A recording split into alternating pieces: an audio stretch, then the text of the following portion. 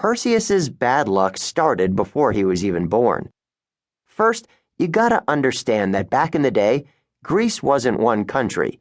It was divided into a gazillion different little kingdoms.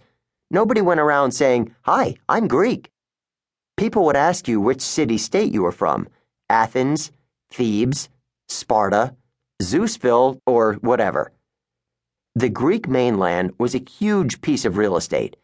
Every city had its own king. Sprinkled around the Mediterranean Sea were hundreds of islands, and each one of them was a separate kingdom too. Imagine if life were like that today. Maybe you live in Manhattan. Your local king would have his own army, his own taxes, his own rules. If you broke the law in Manhattan, you could run away to Hackensack, New Jersey. The king of Hackensack could grant you asylum, and Manhattan couldn't do anything about it. Unless, of course, the two kings became allies, in which case you were toast. Cities would be attacking each other all the time. The king of Brooklyn might decide to go to war with Staten Island. Or the Bronx and Greenwich, Connecticut might form a military alliance and invade Harlem. You can see how that would make life interesting. Anyway, one city on the Greek mainland was called Argos. It wasn't the biggest or most powerful city, but it was a respectable size.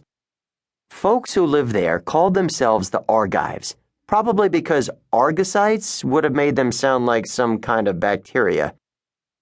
The king was named Acrisius. He was a nasty piece of work. If he were your king, you would totally want to run away to Hackensack. Acrisius had a beautiful daughter named Danae, but that wasn't good enough for him. Back then, it was all about sons. You had to have a boy child to carry on the family name, inherit the kingdom when you died, blah, blah, blah. Why couldn't a girl take over the kingdom? I don't know. It's stupid, but that's how it was.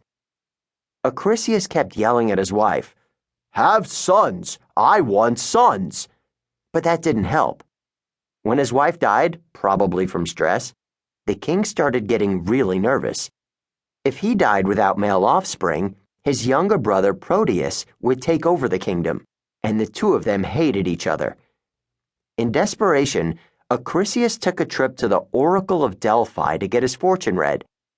Now, going to the Oracle is usually what we call a bad idea. You had to take a long trip to the city of Delphi and visit this dark cave at the edge of town where a veiled lady sat on a three-legged stool, inhaling volcanic vapor all day and seeing visions. You would leave an expensive offering with the priests at the door. Then you could ask the oracle one question. Most likely, she'd answer you with some rambling riddle.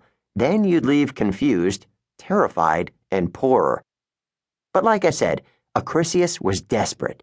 He asked, "Oh, Oracle, what's the deal with my not having any sons? Who's supposed to take the throne and carry on the family name?"